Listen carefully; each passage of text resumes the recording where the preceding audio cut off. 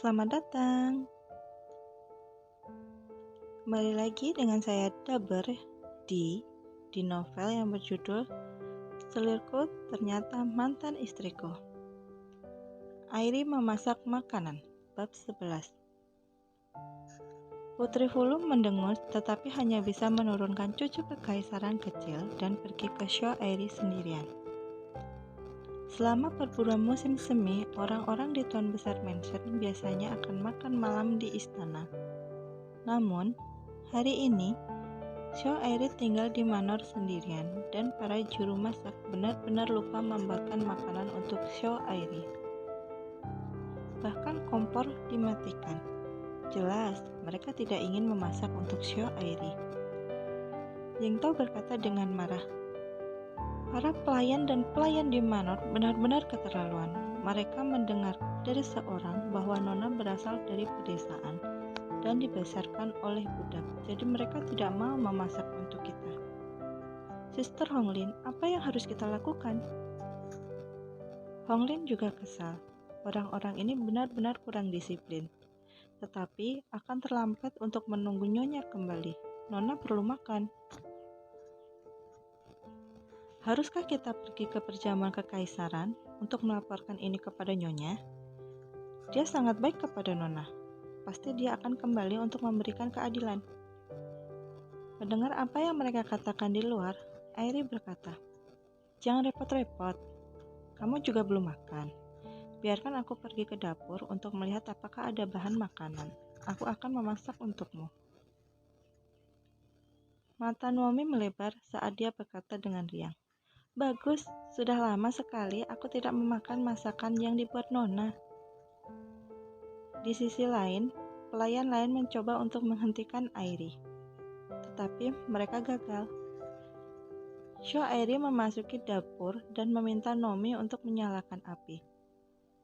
Meskipun mereka manor di sini, itu masih manor dari Tuan Besar Mansion. Ada banyak sayuran musiman dan ditanam di sini. Dengan ayam dan bebek juga dipelihara di sini. Show Airi meminta Naomi untuk membunuh seekor ayam. Ketika Naomi sedang memotong ayam, pelayan lainnya tampak ketakutan. Honglin dan pelayan lainnya dibesarkan di Tuan Besar Mansion. Bagaimana mereka bisa melihat pemandangan yang seperti ini? Ketika Putri Fulu tiba, dia juga ketakutan ketika melihat pelayan Show Airi membunuh seekor ayam. Ini.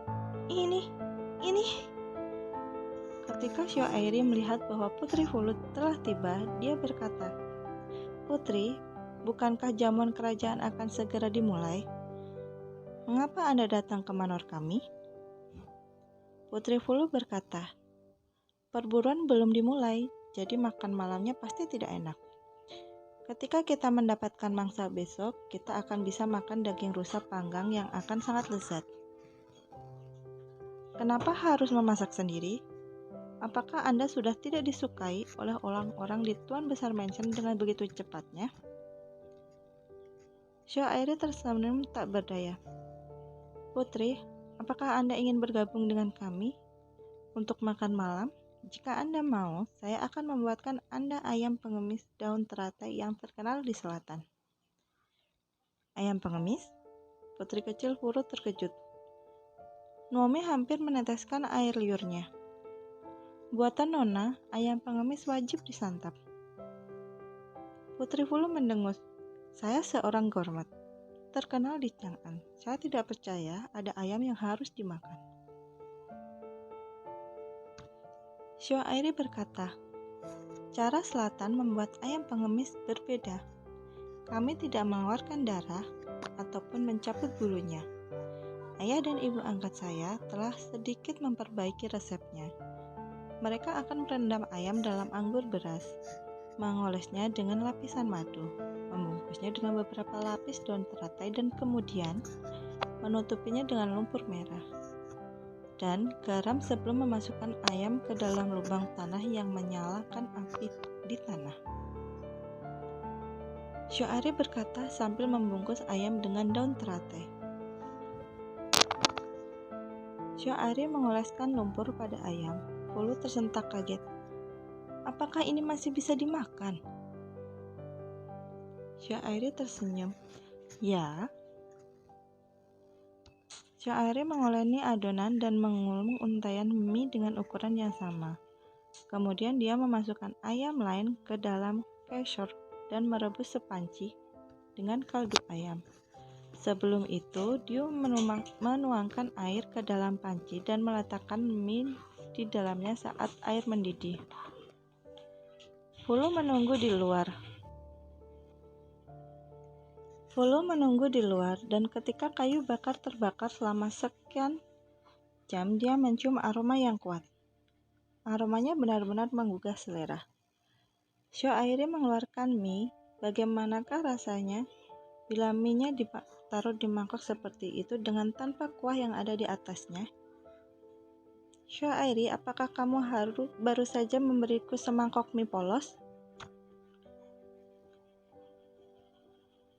Fulu belum pernah memakan mie polos seperti itu sebelumnya. Syairi berkata, "Putri, mengapa Anda tidak mencobanya? Ayam pengemis selesai juga, biarkan saya mengeluarkannya." Melihat lumpur menjadi kental, Putri Fulu merasa mual.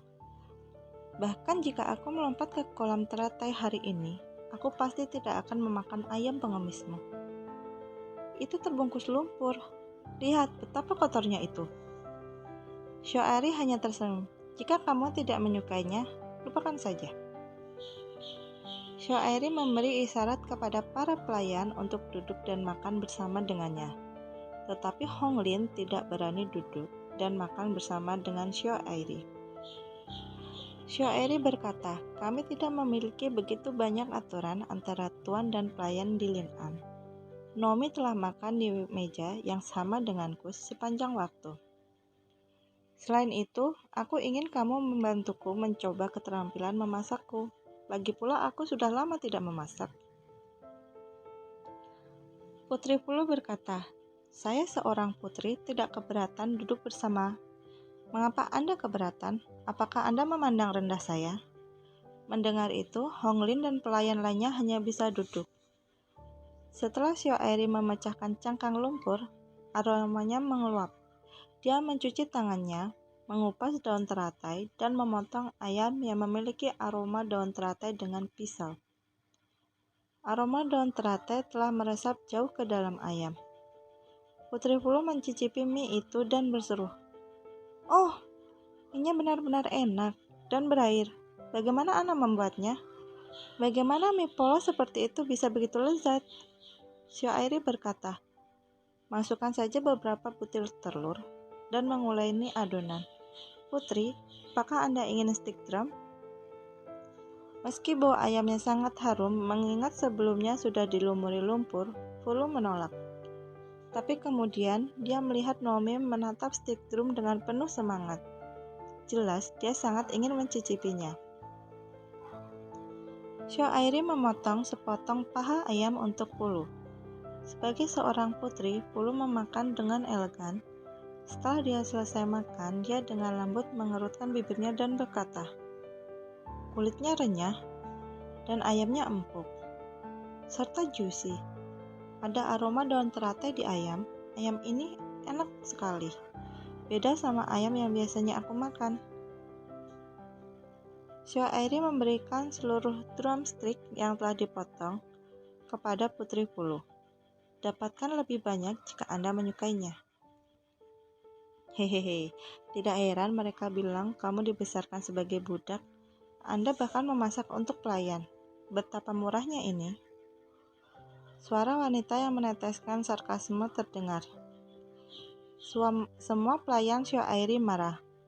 Syairi bertanya kepada Nomi, "Apakah kamu kenyang?" Nomi mengangguk. "Kalau begitu, tangkap orang itu, juga pelayan dapur dan pelayan yang menolak memasak untuk kita, dan serahkan kepada ibuku ketika dia kembali." Syairi tidak pernah menjadi orang yang menelan hinaan. Putri Fulu menepuk bahu Syairi dan berkata, "Aku benar-benar merasa kasihan padamu. Sebagai putri tuan besar, kamu menjalani kehidupan yang menyedihkan. Selama 18 tahun dan setelah kembali, kamu masih diganggu oleh pelayanmu." Jika kamu tidak tahan dengan kehidupan di Tuan Besar Mansion, kamu bisa pergi ke Princess Mansion. Aku pasti membawamu masuk. Terima kasih Tuan Putri, Xiao Airi tersenyum. Kamu sangat baik. Putri Pulu berkata, tentu saja, aku putri terbaik di dinasti Tang. Demi makan malammu, aku akan berburu kelinci untukmu besok. Aku bukan anak kecil, Xiao Airi tersenyum. Aku sudah melewati usia ketika aku menyukai kelinci. Pulu terkejut. Apakah kamu tidak tahu bahwa kelinci panggang adalah kelezatan sejati? Xiao Airi hanya bisa terdiam mendengar ucapan Putri Pulu. Putri Pulu berkata, sepupuku kekaisaran sangat pandai memanggang kelinci. Besok aku akan memintanya untuk memanggang kelinci untukmu. Xiao Airi masih terdiam. Xiao Airi tiba-tiba teringat ketika dia sedang berjalan-jalan dengan si brengsek itu di festival Siming tahun lalu. Mereka terjebak di gunung oleh hujan lebat. Si brengsek merasa bahwa menangkap ikan terlalu berbahaya, jadi menangkap seekor kelinci bersiap untuk memanggangnya. Tetapi mendengar bahwa dia lahir di tahun kelinci, dia melepaskan kelinci dan dia mencari makanan pengganti di luar gua. Ketika Xiao Airi mengingat ini, wajahnya memerah. Aku harus menjadi putri mahkota. Bab 12. Setelah Xiao Airi selesai makan, dia merasa bahwa dia makan terlalu banyak. Jadi dia diminta oleh Putri Pulu untuk berjalan-jalan bersamanya. Istana dijaga ketat, jadi tidak ada bahaya bahkan di malam hari. Putri Pulu menendang kerikil di jalan saat dia berjalan dan berkata, sebenarnya saya tidak ingin menghadiri jamuan makan kerajaan hari ini, karena saya takut Yang Mulia akan memilih putri mahkota untuk sepupu kekaisaran saya. Hari ini adikmu keluar dari kereta sepupu kekaisaranku. Aku khawatir itu tidak akan lama sebelum dia menjadi putri mahkota. Xiao Airi jarang melihat Putri Pulu begitu serius. Pulu melanjutkan, saya sudah tahu sejak saya masih kecil bahwa sepupu kekaisaran saya adalah pria yang sangat baik. Dia berada di luar jangkauan manusia seperti kecemerlangan matahari dan bulan. Jadi saya pikir jika saya menjadi istrinya, saya akan membuat banyak orang iri. Faktanya, aku tidak sedih karena sepupu kekaisaranku tidak menyukaiku. Aku hanya tidak ingin ditertawakan oleh Xin Miao Miao dan gengnya. Tapi aku tidak ingin Xin Rusho menjadi putri mahkota. Dia sama sekali tidak menyukai Tun Er. Ketika Xiao Rusho memiliki anak sendiri, mengingat dia memiliki Tuan Besar Ayuan di belakangnya, apa yang akan terjadi pada Tun Er? Meskipun Tun Er tidak dilahirkan oleh putri mahkota, dia masih putra tertua sepupu kekaisaran saya. Jadi dia akan menjadi duri di pihak Xiao Rusho. Saya mengatakan semua ini kepada Anda karena saya pikir Anda berbeda dari Xiao Rusho.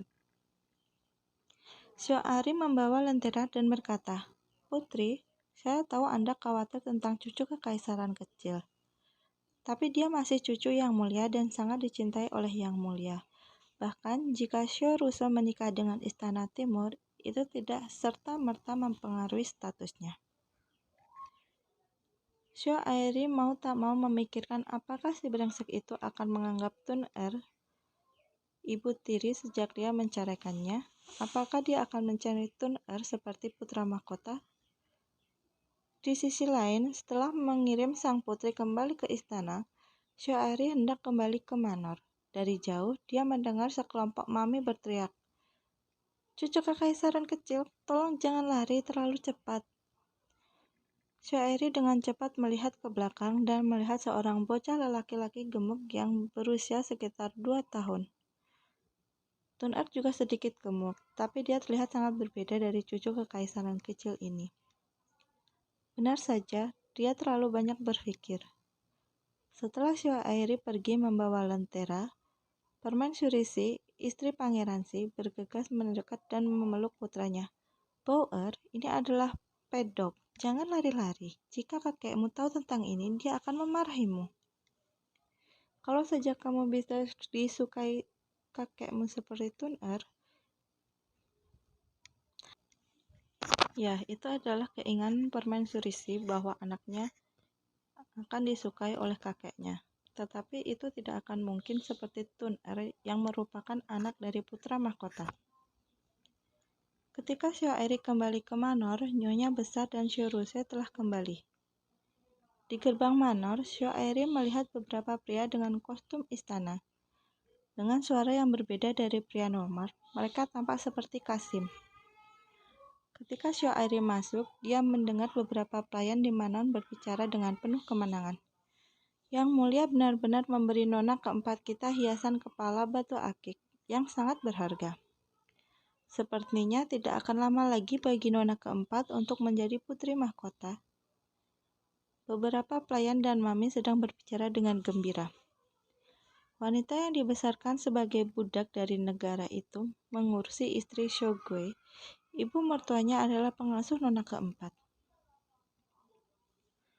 Shiruse menjadi pusat perhatian di perjamuan kerajaan hari ini. Ketika perjamuan selesai, ratu menghadiahinya dengan banyak permata. Shiruse sangat puas dengan hal ini. Tetapi ketika dia kembali ke Manor, pengasuhnya datang dan berkata, "Nona, tolong selamatkan menantu perempuan saya. Dia ditangkap oleh nona kedua." Shiruse berteriak dengan marah. "Pelacur rendahan dari pedesaan itu, aku akan ditertawakan karena dia dan sekarang dia bahkan berani menyentuh pelayanku." Sang Nyonya Besar bergegas ke halaman Xiao Airi segera setelah dia kembali, tetapi hanya ada Lu He di dalamnya. "Bagaimana Airi? Kenapa dia tidak tinggal di kamarnya karena dia sakit?" Sang Nyonya Besar terlihat sangat khawatir. Xiao Airi masuk dari luar halaman dan memberi hormat kepada Nyonya Besar. "Maaf membuat khawatir, Ibu. Saya sedang berjalan dengan sang putri setelah makan malam. Aku sudah pulih." Sang Nyonya Besar menepuk tangannya. "Itu hebat. Apakah putri yang Anda bicarakan tentang Putri Fulu?" Xiao Airi tersenyum. "Ya, Putri Fulu berbeda dari wanita yang pernah kulihat sebelumnya." Sang Nyonya Besar tersenyum dan berkata, "Fulu ceria dan lugas. Meskipun dia tidak berhubungan baik dengan Nona Xin, mereka berdua bagus dan gadis yang baik. Kamu seumuran dengan mereka, Anda harus bergaul dengan mereka." Shuro bergegas ke halaman Xiao Airi dengan marah dan berkata, "Xiao Airi, beraninya kau? Kamu pikir kamu siapa? Beraninya kau menahan menantu perempuan pengasuhku?" Xiao Airi memegang tangan Nyonya Besar dan berkata, "Ibu, aku baru saja akan memberitahumu tentang hal itu. Koki di Manor mengatakan bahwa saya tidak layak untuk makan makanan yang mereka masak, dan mempermalukan saya karena dibesarkan oleh budak. Saya tidak keberatan, tetapi jika kata-kata ini menyebar ke rumah Tuan Besar Xin, masalah apa yang akan didapati oleh Jingxi?" Sang Nyonya Besar marah ketika dia mendengar kata-kata Xiao Airi. "Kamu tidak layak. Lalu siapa yang layak?" Pelayan sialan itu semakin keterlaluan. Sang Nyonya Besar segera memerintahkan untuk menangkap para juru masak itu. Xiao Airi memberi isyarat kepada Nuomi untuk mengangkat orang-orang itu. "Ibu, ini adalah orang-orang yang menghinaku barusan. Aku sudah menangkap mereka." Shiruse melihatnya. "Yang itu adalah menantu perempuan pengasuh saya. Xiao Airi, apa maksudmu?" Xiao Airi tidak tahu bahwa wanita itu memiliki hubungan seperti itu dengan Shiruse. Tak heran jika wanita ini begitu angkuh bahkan berani menghinanya. Sang Nyonya Besar memelototi Shiruse. "Mari kita bicara kesalahanmu dulu. Saya menghukum Anda di rumah, tetapi Anda menyelinap keluar dan dengan sengaja masuk di depan cucu kekaisaran kecil. Shiruse, kamu adalah putri Tuan Besar Ayuan. Lihatlah gaya Anda saat ini. Apa bedanya dengan pelacur?" Shiruse mendengus dan berkata dengan gelisah, "Jika bukan karena kamu bersikap tidak adil, aku tidak akan melakukan ini. Sekarang Yang Mulia menyukaiku. Begitu pula putranya. Yang Mulia bahkan memberiku jepit rambut ponik hari ini. Ibu, teruskan saja dan sayangi putri berharga dari pedesaanmu itu.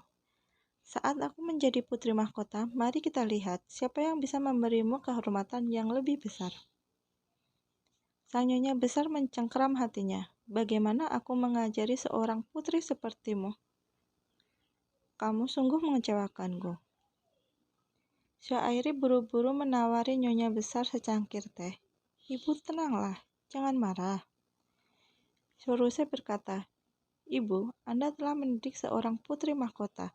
Banyak orang di kota Chang'an iri padamu. Sang nyonya besar berkata dengan marah, apa yang kamu bicarakan? Apakah kata-kata ini yang seharusnya diucapkan oleh seorang wanita muda bangsawan di Chang'an? Apa menurutmu menjadi putri mahkota itu mudah?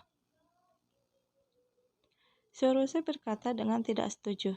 Ayahku adalah seorang marsal, dan saudara perempuanku akan menjadi nyonya besar Sin berikutnya. Jika karena bukan Syairi pelacur yang berasal dari pedesaan ini yang merusak reputasiku, bukankah sudah pasti aku akan menjadi putri mahkota? Sang nyonya besar hampir pingsan karena marah, tetapi dia masih ingat untuk menghibur Syairi. Airi, jangan ambil kata-katanya. Syairi dengan lembut menepuk punggung nyonya besar dan berkata, Ibu, aku tidak mau. Syairi berkata kepada Shuruswei, ya, ayah adalah seorang marsal, tetapi bagaimana jika Anda membandingkan gelar ini dengan seorang putri atau Erchang'an yang merupakan keponakan janda ratu? Belum lagi, putri dari beberapa keluarga yang paling kuat di dinasti Tang juga ingin menjadi putri mahkota. Kakak, apakah menurutmu latar belakang keluargamu lebih baik dari mereka? Jika kamu menyalahkanku atas ketidakmampuanmu menjadi putri mahkota, itu benar-benar salah. Kamu tidak menganggapku sebagai saudara perempuanmu, tidak apa-apa. Tapi aku tidak bisa menanggung ketidakadilan ini dengan sia-sia. Shuruse tidak dapat menyangkal apa dikatakan Syairi, tetapi dia memarahi Syairi. Dia benar-benar kesal. Berhenti mengutukku. Aku pasti putri mahkota. Pada saat itu, dia akan menunjukkan kepada ibunya putri mana yang lebih baik. Jika kamu berani menyentuh istri Xianwei hari ini, aku tidak akan pernah melepaskanmu. Masih bersama di bab 13, menyelamatkan yang mulia. Sang nyonya besar berkata, akulah yang ingin menghukum istri Xianwei. Apakah kamu punya masalah dengan itu? Jika saya tidak menghukum budak buruk ini yang bahkan berani menghina tuannya, betapa saya tidak dapat menenangkan hati saya. Ayo, cambuk hamba-hamba ini 10 kali dan jual mereka. Cambuk mereka yang menghina Airi 30 kali sebelum menjualnya. Adapun sebagian besar pelayan di manor, seluruh keluarga mereka adalah budak dari tuan besar pensiun.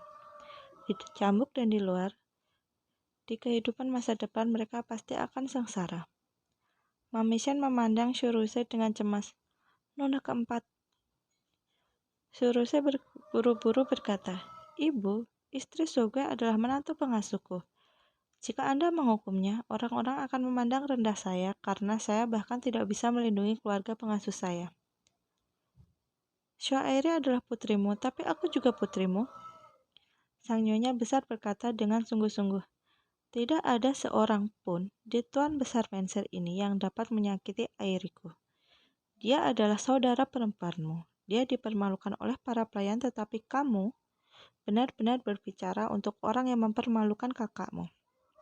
Rusway, kamu merendahkan dirimu sendiri.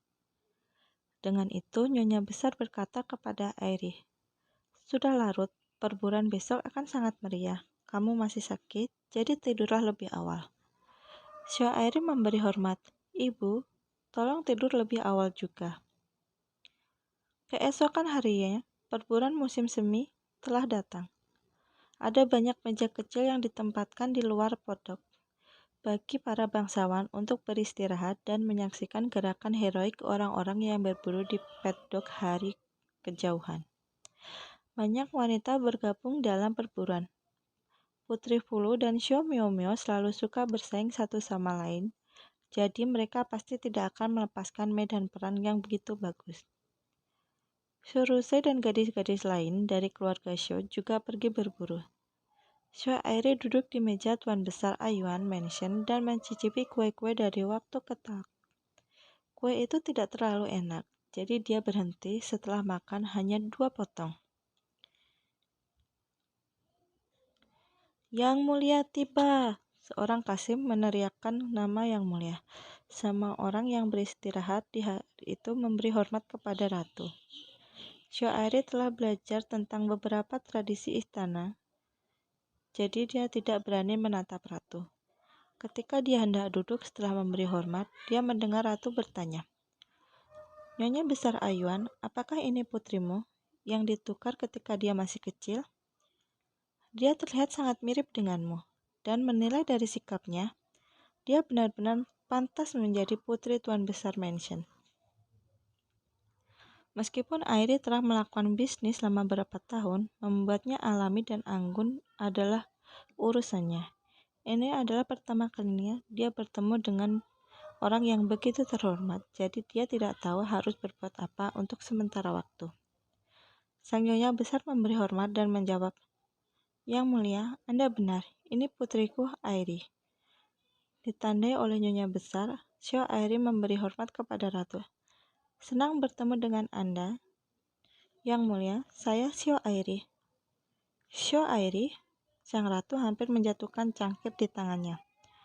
Ini adalah pertama kalinya para wanita dan gadis bangsawan yang hadir melihat Ratu memiliki kesalahan seperti ini. Sang Ratu terus bertanya, "Ya, aku hanya pernah membaca tentang bayi yang ditukar dalam novel sebelumnya. Saya kira Nona Sho pasti sangat menderita karena dipisahkan dari orang tua Anda. Dilihat dari aksenmu, kamu bukan dari Chang'an kan?" Sho Airi menjawab, "Saya dibesarkan di Lin'an, jadi saya memiliki aksen selatan. Tolong jangan pedulikan itu, Yang Mulia." Ketika Ratu mendengar ini, ada sedikit kejutan di wajah yang cantik. "Angkat kepalamu." Sho Airi menatap Ratu dan sedikit terkejut. Mata Ratu sangat mirip dengan mata Tun Er, seolah-olah diukir dari cetakan yang sama. Namun, Nomi sudah mengatakan bahwa putra mahkota bukanlah si brengsek itu. Dia pasti terlalu banyak berpikir. Sang Ratu tersenyum. "Airi, aku sangat menyukaimu. Mami, ambil jepit rambut ponik berukir emas yang sering aku pakai dan berikan kepada Airi." Sho Airi tercengang. Untuk sesaat, dia tidak tahu harus berbuat apa. Meskipun Ratu juga memberi Shoruse hiasan kepala dan jepit rambut ponik kemarin, itu bukan yang dikenakan Ratu. Sekarang, Ratu memberinya perhiasan yang dikenakannya, yang merupakan sebuah kehormatan besar baginya. Meskipun Sho Airi berasal dari selatan, dia tahu nilai dari jepit rambut ini.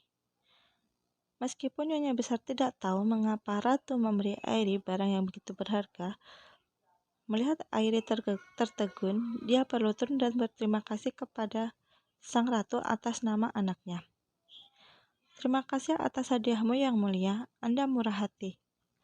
Bahkan ibu di samping Ratu tidak tahu mengapa Ratu memberi Sho Airi hadiah yang begitu berharga. Nyonya Besar mencintai Airi, tetapi satu pohon yang jauh lebih tinggi dari yang lain mungkin lebih mudah menjadi korban angin kencang. Tidak seperti Shurusei, Airi baru saja datang ke Chang'an tetapi telah menerima hadiah yang begitu berharga dari Ratu. Ketika para wanita bangsawan itu kembali dari perburuan, mereka pasti akan memilih Sho Airi dan mungkin tidak bisa melindungi dirinya sendiri. Jadi, Nyonya Besar meminta Sho Airi untuk kembali beristirahat. Mengetahui bahwa Nyonya Besar mengkhawatirkannya, Sho Airi pun pergi. Ada jalan pegunungan dari Pedok ke Manor, dan Sho Airi hanya membawa Naomi dan Yuyan bersama. Itu adalah hari musim semi yang baik, dan seperti ketika mereka masih di selatan, Naomi memohon Airi untuk membuat hidangan dengan sayuran liar untuknya. Yuyan adalah yang termuda di antara pelayan, jadi dia tidak mematuhi aturan seketat Honglin dan Luhe. Mendengar Naomi menggambarkan betapa lezatnya sayuran liar itu, pelayan kecil yang belum pernah mencicipinya pun tergoda. Jadi Sho Airi membawa kedua pelayan itu mendaki bukit untuk mencari sayuran liar. Namun, iklim di sini berbeda. Chang'an tidak selembab seperti di Lin'an. Jadi ada jauh lebih sedikit sayuran liar di sini daripada di Lin'an. Xiao melihat pohon belakang yang mekar dari kejauhan dan berkata, "Mari kita memetik beberapa bunga belalang dan membuat kue madu bunga belalang dan juga bunga belalang emas." Naomi mengangguk senang. Xiao memegang ujung roknya. Pakaian untuk wanita bangsawan itu indah, tetapi memakainya membuatnya sulit untuk bergerak. Ketika mereka sampai di bawah pohon, hembusan angin datang dan hujan bunga belalang turun. Hanya sedikit orang yang menginjakkan kaki di sini, jadi bunga belalang di lapisan atas semuanya bersih. Xiao melepas mantel sutra luarnya dan menggunakannya untuk membungkus bunga belalang. "Tolong, tolong!" Tiba-tiba Xiao mendengar seseorang menangis minta tolong. Kemudian dia melihat seorang pria berpakaian rapi menangis meminta tolong tidak jauh dari pohon belalang. Dia membawa pedang di punggungnya. Naomi melihat ke atas dan berkata, "Nona, dia adalah putra mahkota." Xiao memandang pria itu dan kejauhan. Putra mahkota tidak setampan yang dibayangkan. Mungkin yang lebih menggoda adalah statusnya yang tinggi. "Nona, haruskah kita menyelamatkannya?" "Tidak."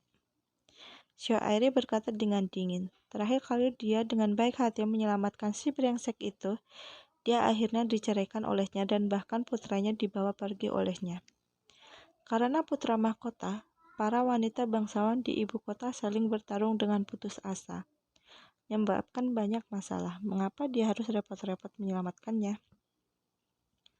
Selain itu, dia adalah putra mahkota, jadi pengawalnya akan segera datang untuk menyelamatkannya.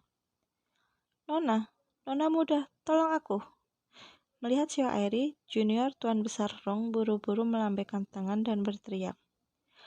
Xiao tidak bisa lagi pura-pura tidak melihatnya. Jika tidak, dia akan disalahkan untuk kesalahan ini yang akan dilimpahkan ke Tuan Besar Menser. Xiao berjalan mendekat hanya untuk melihat seekor ular setebal lengan bayi bergeletak di depan putra mahkota. Jadi dia tidak bisa bergerak sama sekali. Yuyan berteriak setelah melihat ular itu. Xiao berjalan mendekat, tiba-tiba menekan ular itu ke tanah dan memberi hormat kepada Yang Mulia. "Yang Mulia, jangan khawatir, ini adalah ular cuhai, tidak beracun, sangat enak sekali dikukus dengan daun teratai." Junior Tuan Besar Rong membuka matanya lebar-lebar. Ini, ini. Di antara wanita bangsawan di Chang'an, tidak ada kekurangan gadis yang unggul dalam kekuatan bela diri. Tetapi ini adalah kali pertama dia melihat seorang wanita yang berani menangkap ular dengan tangan kosong. Bersama